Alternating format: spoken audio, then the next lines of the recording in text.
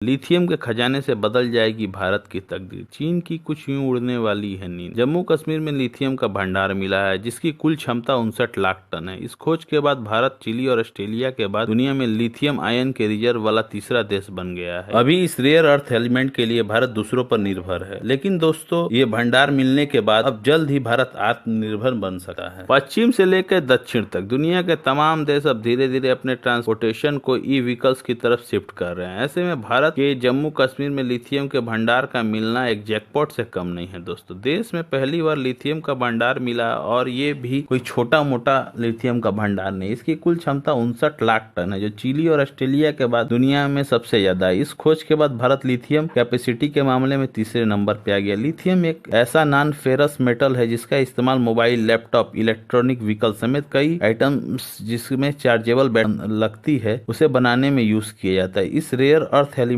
के लिए भारत अभी दूसरों पे निर्भर है। अभी तक भारत में जरूरत का 96% लिथियम आयात किया जाता है। इसके लिए बड़ी मात्रा में विदेशी मुद्रा खर्च करनी पड़ती है। भारत ने वित्तीय वर्ष 2020-21 में लिथियम आयन बैटरी के आयात पर 9,000 करोड़ रुपए खर्च किए थे। इसके अगले साल यानी 21-22 में भारत ने 14,000 करोड़ रुपए की लिथियम आयन बैटरी इंपोर्ट की थी। दोस्तों भारत लिथियम का सबसे ज्यादा आयात चीन और हांगकांग से करता था। साल दर साल आयात की मात्रा और रकम में जोरों इजाफा हो रहा था। आंकड़ों के मुताबिक भारत 80% तक लिथियम का आयात चीन से करता था, लेकिन अब देश में लिथियम का जो भंडार मिला वह चीन के कुल भंडार से करीबन 4 गुना ज्यादा है। इलेक्ट्रिक वाहनों पर फोकस बढ़ाने के बाद से भारत लिथियम आयात करने के मामले में दुनिया में चौथे नंबर पर रहा है। इसी बारे में director general society of manufacturing of electric vehicles doctor Sohen Gill कहते हैं कि लिथियम जो मिला है सरकार की तारीफ की जानी चाहिए। ये देश के लिए एक बड़ी कामयाबी है। सिर्फ कुछ ही देश बैटरी के लिए लिथियम प्रोड्यूस करते हैं। किसी भी बैटरी में 15% लिथियम की भूमिका रहती है। ऐसे में अब बैटरी का रेट 5% तक गिर सकता है। दोस्तों इस वजह से इलेक्ट्रिक व्हीकल्स का सेक्टर भी आत्मनिर्भर बन जाएगा। रॉ मटेरियल पर जो अभी चीनी कंपनियों का दबदबा था वो भी एकदम कम हो जाएगा। और दुनिया भर में लिथियम भंडार की स्थिति को देखे तो इस मामले में चिली 93 लाख टन के साथ पहले नंबर पे, वहीं ऑस्ट्रेलिया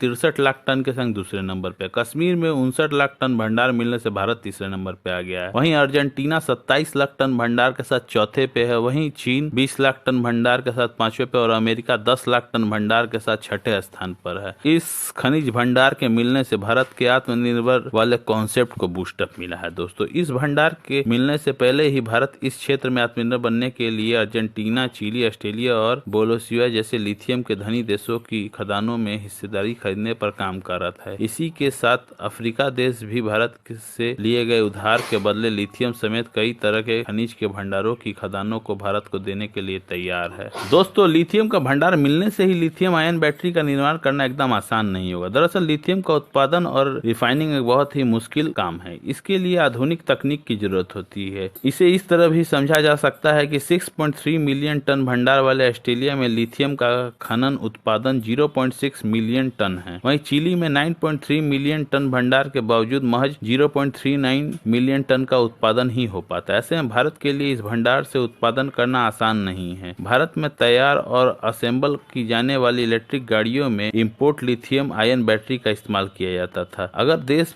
अपने खुद के रिजर्व का इस्तेमाल कर पाता है तो फिर घरेलू बाजार में लिथियम आयन बैटरी का निर्माण में इजाफा हो सकता है। दोस्तों वहीं भारत अगर अपने भंडार से लिथियम उत्पादन में कामयाब हो जाता है तो फिर ग्राहकों को फायदा मिल सकता है। इससे इलेक्ट्रिक बैटरियां सस्ती हो सकती है, जिससे इलेक्ट्रिक कारें ज्यादा सस्ती हो जाएंगी। दरअसल इलेक्ट्रिक कारों की कीमतों में करीबन 45% हिस्सेदारी बैटरी पैक की होती है। उदाहरण के तौर पर नेक्स्ट ईवी में लगे बैटरी पैक की कीमत 7 लाख रुपए है, जबकि इसकी कीमत कुल मिला के 15 लाख रुपए है। भारत सरकार का लक्ष्य है कि 2030 तक भारत में चलने वाली 30% निजी कारें तथा 70% कमर्शियल वाहनों और 80% टू व्हीलर इलेक्ट्रिक हो जाएं। जाहिर है कि इस लक्ष्य को हासिल करने के लिए भारत में लिथियम आयन बैटरी का उत्पादन बढ़ाना बहुत ही जरूरी है, लेकिन ये केवल लिथियम का भंडार मिलने से मुमकिन नहीं हो पाएगा। दोस्तों इसके लिए लिथियम का इस्तेमाल बैटरी निर्माण में करना जरूरी है। इसके लिए भारत को चीन से सीखने की जरूरत है। लिथियम आयन बैटरी पर चीन का दबदबा है। दोस्तों चीन ने 2030 तक 40% इलेक्ट्रिक कारों का लक्ष्य तय किया है। दुनिया में इस्तेमाल होने वाली हर 10 लिथियम बैटरी में से 4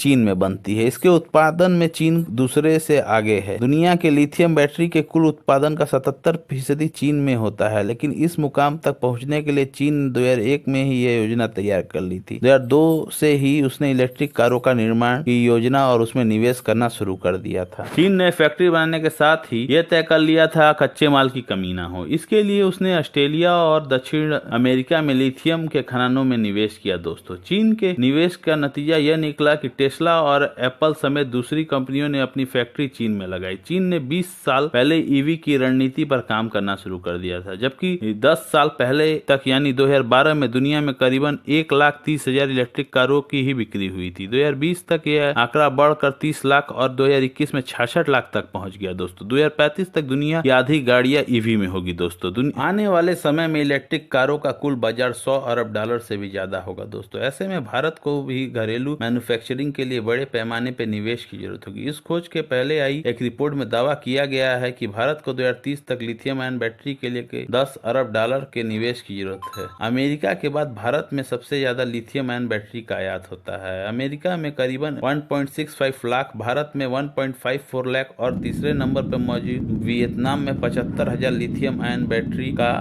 आयात किया गया है। भारत में सबसे ज्यादा बैटरी दोस्तों आयात चीन और जापान और वियतनाम से होता है। दोस्तों, अब इस मामले में आत्मनिर्भर बनने के लिए भारत को एक तकनीक विकसित करनी होगी जिससे वो देश में लिथियम आयन बैटरी का उत्पादन कर सके। 2030 तक के लक्ष्य के मद्देनजर भारत को सालाना 1 करोड़ लिथियम आयन बैटरी का उत्पादन करने की जरूरत है। पर्यावरण पर भी लिथियम आयन बैटरी का क्या प्रभाव पड़ेगा, ये जानते हैं। दोस्तों, लिथियम आयन बैटरी से पर्यावरण को होने वाले नुकसान से बचने के लिए देश में लिथियम आयन बैटरी के लिए एक रिसाइकलिंग इकोसिस्टम तैयार करना बहुत जरूरी है। दोस्तों, इसके लिए पर्यावरण मंत्रालय ने पिछले साल अगस्त में बैटरी वेस्ट मैनेजमेंट नियम 2022 बनाया था। इसके तहत खराब बैटरी की रिसाइकलिंग की जा सकेगी। रिसाइकलिंग में फिलहाल दुनिया में भारत 7वें नंबर पर है। पहले स्थान पर रिसाइकलिंग में चीन है दोस्तों, उसके बाद जर्मनी, उसके बाद अमेरिका और फ्रांस। चीन में हर साल करीबन 1,88,000 मिलियन टन बैटरियों का रिसाइकलिंग होता है, जबकि भारत में यह आंकड़ा महज 10.750 मिलियन टन का है। भारत के बाद ब्रिटेन, कनाडा, नॉर्वे और ऑस्ट्रेलिया है। भारत में लिथियम आयन का खजाना मिलने के बाद दोस्तों